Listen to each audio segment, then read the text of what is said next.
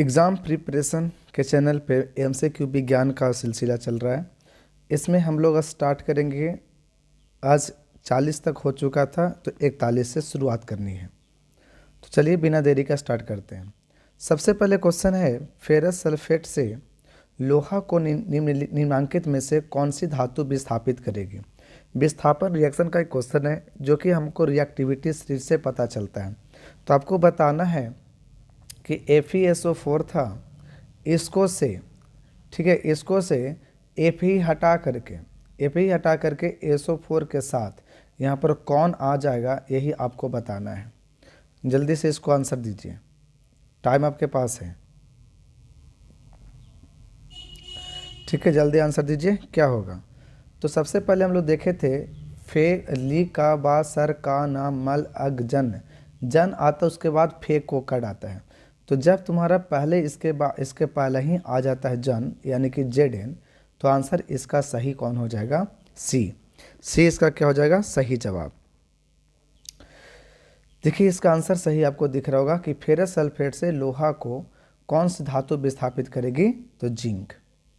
कहता है अगर गर्म कॉपर ऑक्साइड पर हाइड्रोजन गैस प्रवाहित करते हैं, अगर CuO गर्म है, इस पर अगर हाइड्रोजन गैस प्रवाहित करते हैं तो किस रंग का हो जाएगा, उसका परत जो जमेगा किस कलर का होगा।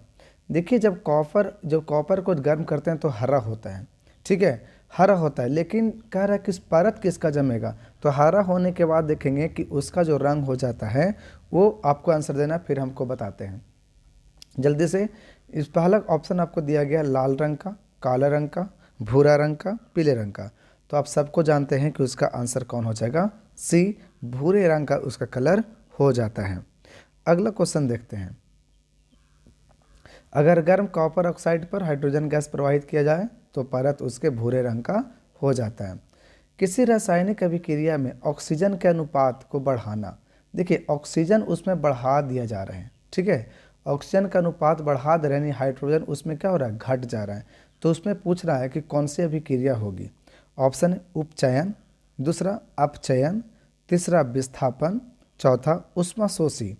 ठीक है, समझिए क्या कर रहा है, ऑक्सीजन को बढ़ा दे रहे हैं जबकि हाइड्रोजन क्या हो जाएगा, घट जाएगा। तो इसमें पूछ रहा था कि कौन से ऑप्शन होंगे सही। तो इसका सही आंसर होगा उपचयन अभिक्रिया। कौन सा हो जाएगा, उपचयन अभिक्रिया। क्वेश्चन, किसी रासायनिक अभिक्रिया में ऑक्सीजन के अनुपात को बढ़ाना उपचयन अभिक्रिया कहलाता है। कहता है उपचयन अपचयन अभिक्रिया को क्या कहते हैं। उपचयन और अपचयन मतलब कि पहले ऑक्सीजन को बढ़ाना, फिर से क्या करना है, ऑक्सीजन को घटा देना। तो यानी ऑक्सीजन घट जाने यानी कि आपका हाइड्रोजन की संख्या बढ़ जाएगा, उल्टा ही कह सकते हैं। तो इस अभिक्रिया को क्या कहते हैं आपको बताना है। ऑप्शन ए है रिडॉक्स अभिक्रिया, दूसरा ऊष्माशोषी अभिक्रिया, तीसरा ऊष्माक्षेपी अभिक्रिया और चौथा है अवक्षेपन अभिक्रिया। तो इसका आंसर सही हो जाता है रिडॉक्स। कौन सा अभिक्रिया होगा, रिडॉक्स अभिक्रिया इसका सही आंसर होगा। क्वेश्चन हो गया, उपचयन अपचयन अभिक्रिया को क्या कहते हैं, तो रिडॉक्स अभिक्रिया इसको कहते हैं।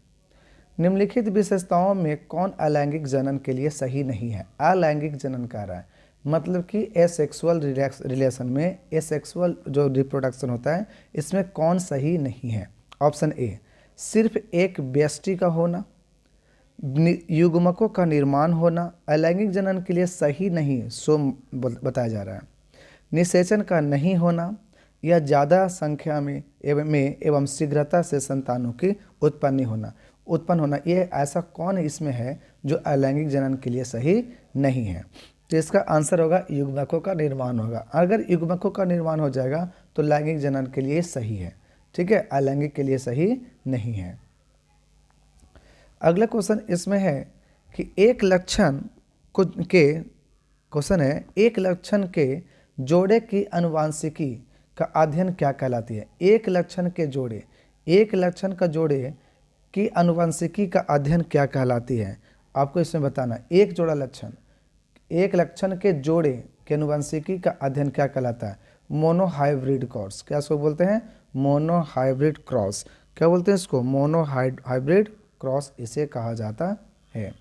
क्वेश्चन नंबर आ जाइए 47। जीवों में विविधता हेतु उत्तरदायी है? कौन है जो जीवों में विविधता के लिए उत्तरदायी होता है? विभिन्नता होना, आनुवांशिकता होना, क्रमिक एवं निरंतर विकास होना, या जन्म के लिए? तो इसमें किस में होगा? जीन होना चाहिए, जन नहीं, जीन। ये क्या होगा? जीन। जीवों में विविधता होने के लिए कौन उत्तरदायी है? तो इसका है क्रमिक एवं निरंतर विकास का होना। अगर ये ऐसा होते जाता है तो उसमें विविधता क्या हो जाती है? बढ़ जाती है। अगले क्वेश्चन है, सेक्स क्रोमोसोम की खोज किसने की थी? सेक्स क्रोमोसोम की खोज किसने की थी? मैकलंग, डार्विन, हेकिंग, या फिर मैकलंग और डार्विन दोनों मिलकर? सेक्स क्रोमोसोम की खोज किसने की थी? तो इसका आंसर होता है हेकिंग ने। कौन किए थे इसका? हेकिंग ने। याद रखिएगा, सेक्स क्रोमोसोम की खोज किसने की थी? हेकिंग ने। कहता है वाई क्रोमोसोम की खोज किसने की? अब क्वेश्चन है वाई क्रोमोसोम जो कि तुम्हारा उत्तरदायी होता है पुरुष के लिए, मेल के लिए, ठीक है, यानी मेल जन्म होगा, बेटा जन्म होगा, इसके लिए उत्तरदायी कौन होता है? Y chromosome. इसकी खोज किसने की थी? Balbiani, McClung, Henking, Morgan. तो इसका आंसर सही हो जाता है मॉर्गन ने। कौन किए थे? मॉर्गन ने। अब क्वेश्चन आता है 50, संतृप्त हाइड्रोकार्बन्स कहे जाते हैं। देखिए, दो प्रकार के हाइड्रोकार्बन्स होते हैं। अगर हम लोग देखें तो हाइड्रोकार्बन्स दो होते हैं। हाइड्रोकार्बन्स एक होता है सेचुरेटेड और दूसरा होता है अनसेचुरेटेड, यानी हिंदी में कहें तो संतृप्त और इसको कहेंगे असंतृप्त। अब देखिए, संतृप्त में एक ही आता है, वो आता है अल्केन, और इसमें दो आते हैं, अल्किन और एल्काइन, यानी सिंगल बॉन्ड और इसमें डबल बॉन्ड और इसमें ट्रिपल बॉन्ड। तो पूछा गया संतृप्त हाइड्रोकार्बन्स में कौन होते हैं? तो इसमें अल्केन होते हैं। फॉर्मूला इसको याद पता होगा, CnH2n+2 होता है। ये होता है CnH2n खल सिर्फ, आई होता है CnH2n-2। ये सिर्फ कब होती है? जो इसमें एक डबल बॉन्ड हो, और ये फॉर्मूला तभी वैलिड होगा जिसमें एक ट्रिपल बॉन्ड हो, और ये वैलिड तब होगा जो ओपन चेन है, कभी रिंग बनना नहीं चाहिए। तो संतृप्त किसको कहते हैं? अल्केन को।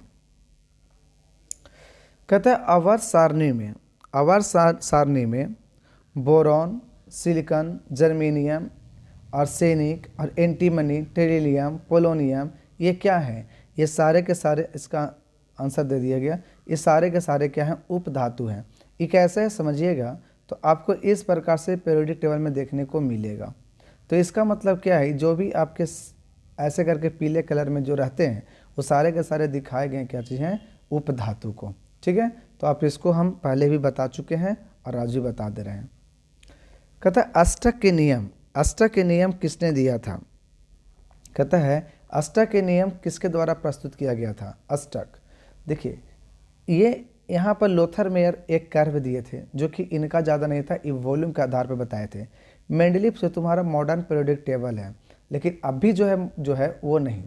डोवेनियर ट्राइड दिए थे, तीन का जोड़ा बनाए थे, और नीलैंड्स इन्होंने एक गाना बना करके सारे गमा पादा निशा जो बताए थे कि 8 को के बाद वो फिर से क्या हो जाएगा? रिटर्निंग आ सकता है और वो रिपीट करेगा सेम चीज़। जैसे कि अगर हम कहते हैं यहाँ से लिथियम लिए थे, फिर इसके बाद क्या आता है? बेरिलियम आता है, फिर इसके बाद क्या आता है? बोरॉन आता है, उसके boron, carbon, nitrogen, fluorine, chlorine, fluorine के बाद नियॉन। 1 2 3 4 5 6 7 और फिर से कौन आ जाएगा? 8। तो 8 के बाद ये रोक हुआ कैसे? सा, रे, गा, मा, पा, धा, नी, सा। फिर से सा के पास आ गया कि नहीं? 1 2 3 4 5 6 7। तो ये जो 8 को के बाद आया, तो इन्होंने ही अष्टक का नियम दिया था। कौन? न्यूलैंड ने ये दिए थे, याद रखना है। अष्टक के नियम किसने दिया? तो न्यूलैंड ने अष्टक के नियम दिया। एक चीज़ और याद रखिए, ये था पहला का, ये था दूसरा का, ये तीसरा, ये चौथा, ये पांचवा, ये छठा, और लास्ट में एक चीज़ छूट रहा है क्या? 3 4 5 6 7 8 ऑक्सीजन यहाँ होगा, और यहाँ पर क्या होगा? फ्लोरीन, ये 7वां। तो अब क्वेश्चन नेक्स्ट है, क्लोरीन के परमाणु की 72 कक्षा में कितने इलेक्ट्रॉन की संख्या होगी? क्लोरीन का इलेक्ट्रॉन का संख्या होता है 17, तोड़ेंगे तो 2, 8 और कितना बचेगा 7। तो इसके बाहरी कक्षा में कितने इलेक्ट्रॉन देखने को मिलेंगे? 7। कदा लेड नाइट्रेट तथा पोटेशियम आयोडाइड विलयन, लेड नाइट्रेट तथा पोटेशियम आयोडाइड के विलयन को मिलाने पर एक अवक्षेप बनता है। इस अवक्षेप का रंग कैसा होता है? जल्दी से बताइए। श्वेत होता है, भूरा होता है, या नीला होता है, या फिर पीला होता है? तो जल्दी से आंसर दीजिएगा। तो इसका सही जवाब है आपका ए, यानी कि जब हम लोग लेड नाइट्रेट और पोटेशियम आयोडाइड के विलयन को मिलाते हैं तो एक अवक्षेप बनता है, इसका कलर श्वेत होता है, उजला होता है। कहता है अपच का उपचार करने के लिए, अपच के उपचार करने के लिए निम्न में से किस औषधि का उपयोग करते हैं? ठीक है, अपच का उपचार करने के लिए निम्न में से किस औषधि का उपयोग करते हैं? एंटीबायोटिक या एनाल्जेसिक, एंटासिड या एंटीसेप्टिक? तो इसका आंसर होता है एंटासिड। एंटासिड का उपचार लेंगे तो इसका क्या हो जाएगा? उपचार हो जाएगा, ठीक हो जाएगा। अगला क्वेश्चन है, हल्दी, लिटमस पत्र पर आदि किस प्रकार के सूचक हैं? बताइए, हल्दी या लिटमस पत्र किस प्रकार के सूचक हैं? इसका आंसर बताइए। तो ये लिटमस भी है और हल्दी, ये आपका कैसा है? प्राकृतिक एवं संश्लेषित है। ठीक है, क्या है? प्राकृतिक एवं संश्लेषित। गलत है, संश्लेषित नहीं होता है, हल्दी तो संश्लेषित होगी नहीं, प्राकृतिक है। ये क्या है? सिर्फ प्राकृतिक लिटमस पे। हल्दी में देखिए, ध्यान रखिएगा, हल्दी पर अगर आप छार लीजिएगा ना, छार का मतलब साबुन डालिएगा ना, तो ये कैसा कलर हो जाएगा? लाल। ठीक है, और ये हल्दी क्या है? नेचुरली पाए जाते हैं। लिटमस भी क्या होता है? नेचुरल ही होते हैं। तो इस प्रकार से ये दोनों क्या हैं? प्राकृतिक सूचक हैं। अगला क्वेश्चन, लिटमस विलयन बैंगनी रंग का रंजक होता है। लिटमस विलयन जो होते हैं बैंगनी रंग का रंजक होता है, जो निकाला जाता है। कहाँ से निकाले जाते हैं? तो बताइए, गुलाब के पौधे से, लाइकेन से। याद रखिएगा, लिटमस कहाँ से पाए जाते हैं, आपको यहीं से समझ में आ जाएगा। मेहंदी के पौधे से या घास के पौधे से। लिटमस जो है ना, एक लाइकेन के पौधे से ही निकाले जाते हैं। कौन? लिटमस। लिटमस कहाँ से निकाले जाएंगे? लाइकेन के पौधे से, याद रखेंगे। कहता सोडियम जिंकेट का रासायनिक सूत्र क्या होगा? सोडियम जिंकेट का रासायनिक सूत्र क्या होगा? सोडियम जिंकेट, तो इसका होता है Na2ZnO2। इसका फॉर्मूला क्या होता है? Na2ZnO2।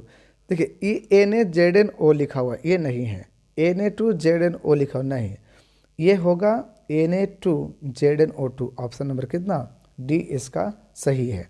किसका है? सोडियम जिंकेट का रासायनिक सूत्र। अगला है, क्रोमोसोम के किस भाग में क्रियाशील जीन पाए जाते हैं? क्वेश्चन क्या है? क्रोमोसोम के किस भाग में क्रियाशील जीन पाए जाते हैं?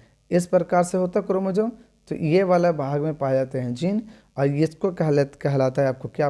बताइए, पूरी लंबाई में पाए जाएंगे, क्रोमियर में पाए जाएंगे, या हेटेरोक्रोमैटिन में पाए जाएंगे, या यूक्रोमैटिन में पाए जाएंगे? तो इसका आंसर होगा यूक्रोमैटिन में पाए जाते हैं। कौन? क्रोमोसोम के क्रियाशील जो जीन होते हैं वो सब। कहता है मेंडल ने अपने प्रयोगों के लिए किस पौधे को चुना? जो मेंडल थे, उन्होंने अपना प्रयोग जो कर रहे थे उसके लिए कौन सा पौधा चुना है? तो उसका आंसर बताइए, कौन हो जाएगा? मटर पौधों को उन्होंने क्या किया था? चयन किया था। ठीक है, नेक्स्ट क्वेश्चन। कहता आहार श्रृंखला में शेर क्या कहलाते हैं? बोलिए, आहार श्रृंखला में शेर क्या कहलाता है? तो सबको शेर खा जाता है, इसलिए इसको क्या कहलाएगा? ऑप्शन, शीर्ष उपभोक्ता, अपघटक, या उत्पादक, या आहार श्रृंखला? तो इसके आंसर हो जाती है शीर्ष उपभोक्ता। आहार श्रृंखला में शेर क्या होते हैं? शीर्ष उपभोक्ता होता है। कहता जब सोडियम हाइड्रोक्साइड को जिंक से अभिक्रिया करते हैं तो कौन सा उत्पादन करते हैं? क्या कहता है? जब सोडियम हाइड्रोक्साइड को NaOH को अगर Zn से करते हैं, NaOH को Zn से करते हैं तो क्या करेगा? रिप्लेस कर देगा। ठीक है कि नहीं करेगा? बताइए, रिप्लेस करेगा कि नहीं? तो सबसे पहली बात कि रिप्लेस नहीं करेगा। कारण क्या है कि लिखा हुआ सर का आना पहले ही आ जाता है सोडियम, तो कभी रिप्लेस करेगा नहीं, तो यहाँ पर रह जाएगा यही कि Na2 तो रहेगा, लेकिन ZnO का हॉल 2 और प्लस में कौन हो जाएगा, हाइड्रोजन गैस बनेगा। तो फॉर इसका आंसर हो जाएगा कौन सा, डी, ZnO2 प्लस H। कहता है इसमें से पीतल है, इसमें क्या है, धातु है, अधातु है, मिश्र धातु। तो पीतल आपका क्या है, मिश्र धातु है। पीतल क्या है, मिश्र धातु। निम्न में से कौन आयनिक यौगिक है, आयनिक का मतलब जो टूटता होगा, कौन है जो टूटता है, देखो CH4 नहीं टूटता, CO2 ये भी नहीं टूटता, अब वो कौन टूटता है, CaCl2, Ca टूटता है +2 में और Cl टूटता है -1 में। तो इस प्रकार से इसका आंसर कितना होगा, CaCl2। निम्नलिखित में से कौन सा पदार्थ ऑक्सीजन से संयोग नहीं करता, यानी वही नहीं करेगा जिसका रिएक्टिविटी सीरीज में सबसे कम होगा। तो दिए गए में सबसे कम जो होता है वो गोल्ड का होता है, सोना का। सोना ऑक्सीजन से कभी क्रिया नहीं करता, अगर अभिक्रिया करता तो सभी महिलाओं के आभूषण क्या हो जाते हैं, काला या कोई भी कलर हो जाता, लेकिन यह ऑक्सीजन से अभिक्रिया नहीं करता।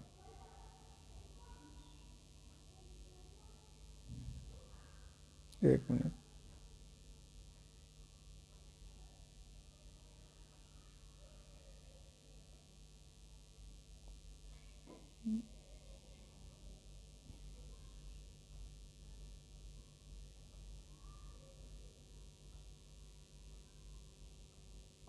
एक सेकेंड, हाँ सही है।